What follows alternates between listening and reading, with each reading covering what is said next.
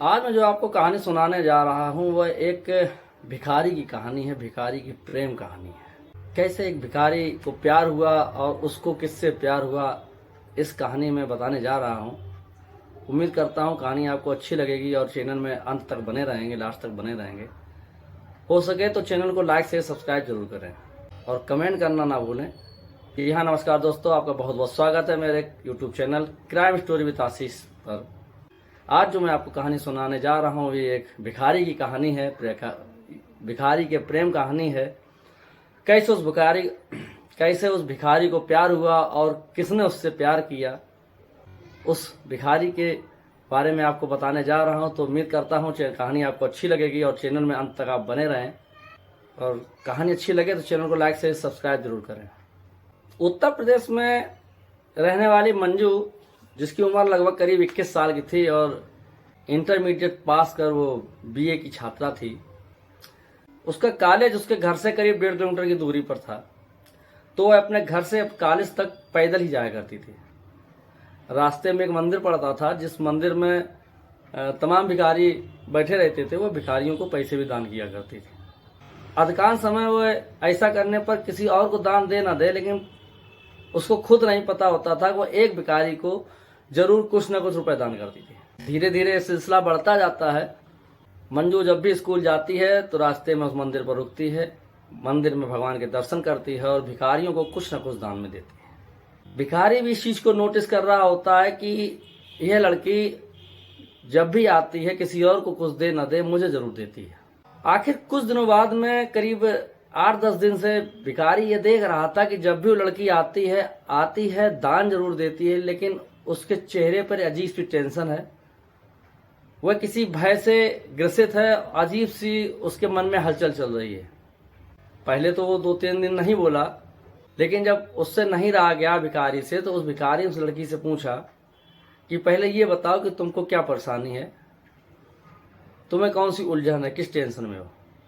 मंजू ने सोचा कि जब इस भिखारी को, जो ये पागल है, जब इसको ये महसूस हो गया कि मेरे ऊपर टेंशन है, मेरे चेहरे पे टेंशन झलक रही है, तो मेरे घर वाले, मेरे दोस्त, मेरे रिश्तेदार, इनको भी तो पता चल रहा होगा कि मेरे पे कुछ टेंशन है। पहले उसने भिखारी को मना किया और पैसे देने लगी। तो उस भिखारी ने कहा वो पैसे तभी लेगा जब वो ये बताएगी कि उससे किस बात की टेंशन। लाख मना करने के बावजूद उस भिखारी ने उस मंजू से पैसे नहीं लिए। वह सिर्फ एक ही रेट लगाया रहा कि पहले वो ये बताए कि उसको टेंशन क्या है, आखिर वो किस उलझन में जी रही है। उसके चेहरे पर टेंशन साफ झलक रही है। मंजू ने कहा देखने में तुम पागल हो, लेकिन पागल लगते तो नहीं हो। तुम्हारी बातों से ऐसा लगता है कि तुम पागल नहीं हो, लेकिन मैं तुम्हें इस बारे में क्या बताऊं। फिर पता नहीं मंजू को क्या लगा। मंजू ने सोचा कि जो उसकी टेंशन है वो इतनी भारी है कि वो टेंशन अपनी किसी और के साथ शेयर भी नहीं कर सकती। ये तो पागल है, भिखारी है, अगर हम इसके साथ शेयर कर भी लेंगे तो ये किससे कहेगा। हो सकता है इसको बताने से मेरा दुख कुछ हल्का हो जाए। यह सोचकर मंजू सुबकने लगती है, धीरे धीरे रोने लगती है। वह भिखारी इसको चुप कराता है। भिखारी फटे पुराने कपड़ों में है और उसके बाल बड़े बड़े हैं, कई दिन से नहाया नहीं, बिखरे हुए बाल, अजीब सा चेहरा है उसका। लेकिन फिर भी मंजू को कुछ ना कुछ उस पर हमदर्दी आ गई। भिखारी को लेकर मंजू कुछ साइड में गई, एक पेड़ के नीचे बैठती है और पेड़ के नीचे बैठकर अपनी एक बहुत ही दुख भरी कहानी बताती है, जिसे सुनने के बाद में वो भिखारी, जिसका नाम भोलू था, सुनकर दंग रह जाता है। तो मंजू उस भोलू को बताती है कि वो उसके स्कूल में, उसके कॉलेज में उसके साथ पढ़ने वाला लड़का है संजय। वह संजय से 2 साल से प्यार करती है और संजय भी उससे बहुत प्यार करता था। धीरे धीरे यह प्यार कुछ आगे बढ़ा। बातों ही बातों में संजय ने उससे कहा कि वह उससे मिलना चाहता है। तो मिलने की जगह डिसाइड हुई तो ये हुआ कि हम एक होटल में मिलते हैं। क्योंकि संजय को मंजू प्यार करती थी तो उस पर भरोसा भी करती थी। उस भरोसे में आकर मंजू ने उससे मिलने के लिए हाँ कह दिया और वो दोनों लोग एक होटल में मुलाकात किए। उस होटल में उनके बीच में नजदीकियां हुई, उनके बीच में आपस में संबंध बने। फिर भी संजय ने कुछ फोटो अपने मोबाइल से मंजू के ले लिए। 2-3 छोटे छोटे वीडियो आपस के जो उसके नग्न अवस्था के थे बना लिए। पहले तो मंजू ने मना किया, लेकिन फिर मंजू ने सोचा कि अगर वो मना करेगी तो शायद संजय को ये ना लगे कि उसके प्यार पे उसको भरोसा नहीं है। क्या उसे इतना भी भरोसा नहीं कि वह इन फोटो का गलत इस्तेमाल करेगा। जब मंजू ने मना किया कि ये फोटो तस्वीरें मत लो, ये वीडियो मत लो, ये तुम क्यों ले रहे हो, तो संजय ने कहा कि जब भी उसे उसकी याद आएगी तो वह इन तस्वीरों को और फोटो को देख लिया करेगा। दोनों लोग अपना वहाँ समय बिताने के बाद में अपने अपने घर वापस चले आए। कुछ दिन ऐसे ही बीत जाते हैं, फोन बात आपस में मंजू और संजय की होती रहती है। पर एक दिन अचानक मंजू के मोबाइल पर वो वीडियो आते। वीडियो भेजने के बाद तो संजय कहता है कि जो उस दिन तुमने मेरे साथ होटल में किया था वही चीज तुम्हें मेरे दोस्त के साथ करनी होगी। मंजू उसको मना करती है, बोले क्या तुम पागल हो जो मुझसे इस तरह का काम करने के लिए कह रहे हो, मैं तुमसे प्यार करती हूँ, तुम्हारे दोस्त से नहीं। तो संजय कहता नहीं, मेरे दोस्त ने भी अपनी गर्लफ्रेंड से मुझे मिलवाया था, अब मेरा फर्ज बनता है कि मैं भी तुमको अपने दोस्त से मिलवाऊं। मंजू इस चीज को मना कर देती है, बोली वह ऐसा नहीं कर सकती है। तो संजय उसको एक धमकी भरा फोन करता है कि अगर तुमने ऐसा करने से मना किया तो यह फोटो और वीडियो वह सोशल मीडिया पर वायरल कर देगा, तुम्हारे सभी रिश्तेदारों को भेज देगा, अगर वो मेरे दोस्त के साथ समय नहीं बिताती है तो। मंजू घबरा जाती है। मंजू कहती है कि ठीक है, मुझे कम से कम 15 दिन का समय दो ताकि मैं उसके साथ अपने आप को एडजस्ट करने के लिए प्रिपेयर कर सकूं। अब संजय कहता है कि ठीक है, मैं तुम्हें 15 दिन देता हूं, 15 दिन के बाद में 16वें दिन तुम्हें उसी होटल में मेरे दोस्त के साथ में मिलना पड़ेगा। अब मंजू दहशत में जी रही होती है, उसके सामने कोई रास्ता नहीं बनता है, या तो वह संजय के दोस्त से होटल में मुलाकात करे या फिर आत्महत्या कर ले। उसके सामने से दो ही रास्ते नजर आ रहे हैं। यही बात मंजू को रात दिन खाई जा रही थी और उसके चेहरे पर टेंशन साफ झलक रही थी, जिसको भोला भिखारी ने महसूस कर लिया था। इतना कहने के बाद मंजू फूट फूट कर रोने लगती है, तो वह भिखारी भोला उसे सांत्वना देते हुए कहता है कि तुम चिंता न करो, मैं तुम्हारी मदद करता हूँ। मंजू से मना करती, बोली तुम इस मामले में क्या कर सकते हो, रोज के मैं जो दान आप तुमको देती हूँ वो दान ले लो और मैं जा रही हूँ। तो भोला भिखारी कहता कि नहीं, जब तक मैं तुम्हारा काम नहीं कर देता हूँ तब तक मैं तुमसे पैसे भीख के नहीं लूंगा। भोला भिखारी मंजू से कहता है कि जैसे जैसे मैं कहता जा रहा हूँ तुम्हें वैसा ही वैसा करना है। मंजू के पास में और कोई चारा भी नहीं था। अंत में हार कर वह भोला की बात मान लेती है। भोला उससे कहता है कि तुम संजय को फोन करके एकांत जगह और तुम जो उसको समय दो उसके 15 या 20 मिनट बाद आना, और उससे पहले संजय की उसको फोटो दिखाओ। तब मंजू उसे अपने मोबाइल पर संजय की फोटो दिखाती है, जिसे देखकर भोला उस संजय को पहचान जाता है, क्योंकि मंजू कई बार संजय के साथ में उस मंदिर में आती है और संजय के साथ में ही कई बार उसने भोला को भी भीख के रूप में पैसे दिए थे।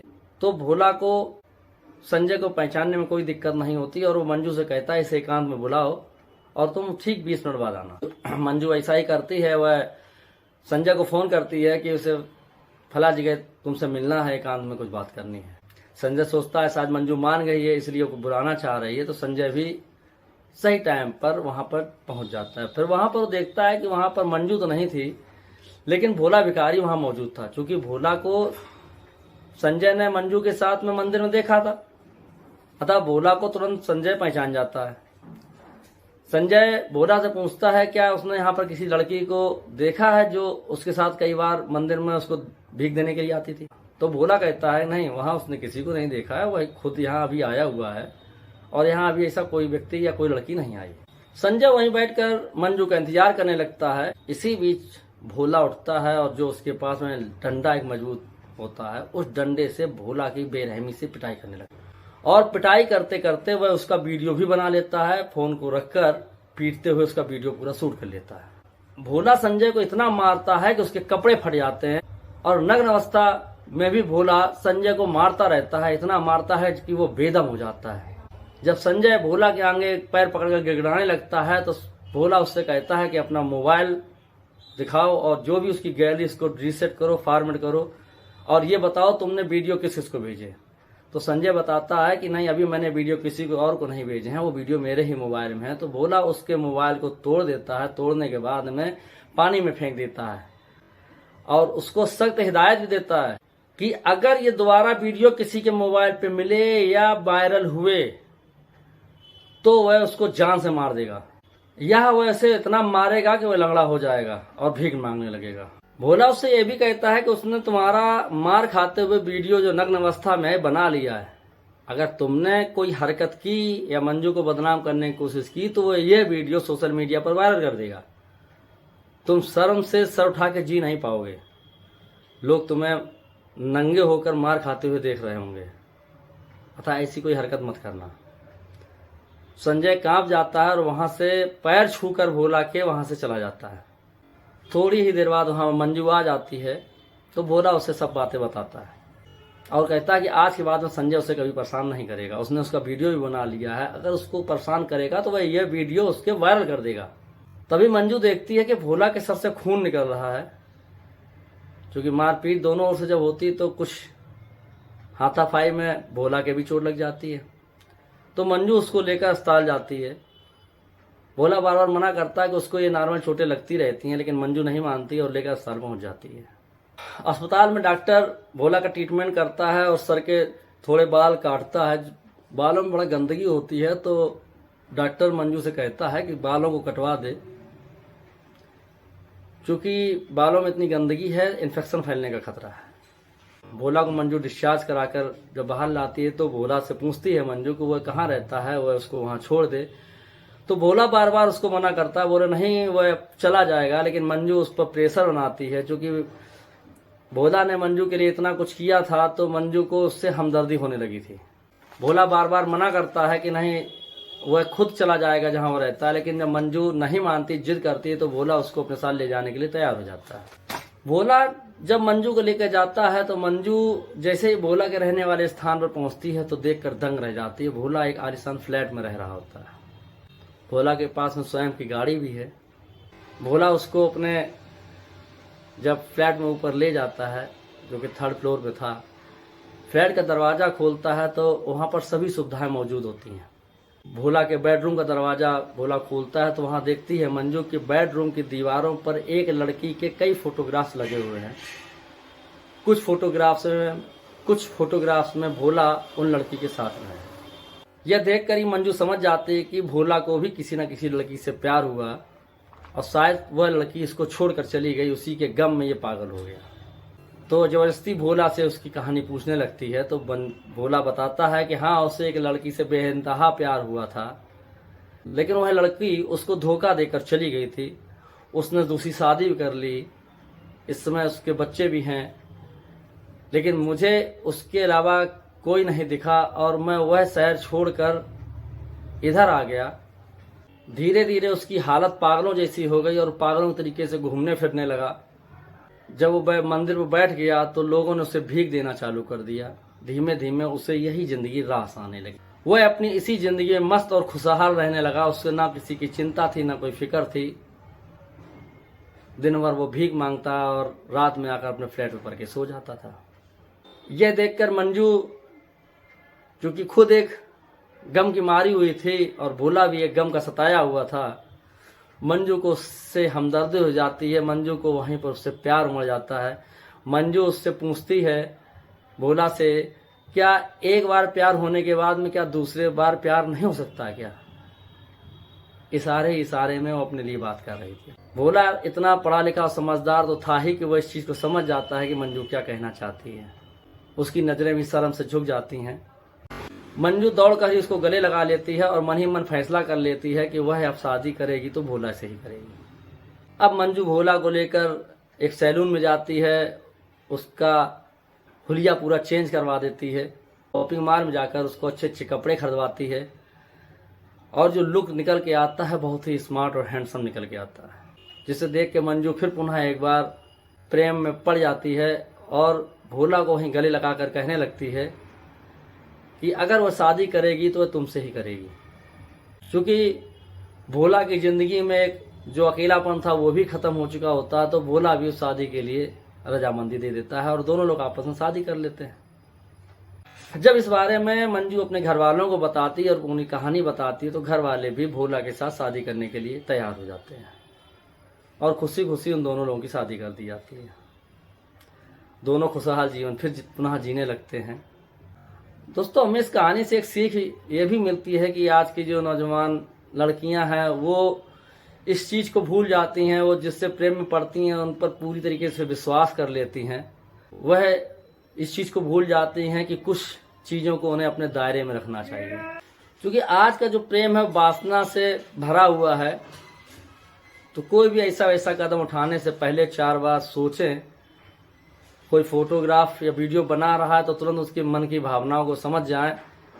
अगर वो कहे कि नहीं वह बाद में इसको देखेगा, उसकी याद आएगी तो देखेगा, तो समझ जाना चाहिए कि जब वह बराबर उससे मिल रही है, फ़ोन पे आजकल बातें होती, वीडियो कॉल होती, देखने के लिए कभी भी वीडियो कॉल कर सकता है, तो इन फोटोग्राफ को रखने से क्या फ़ायदा।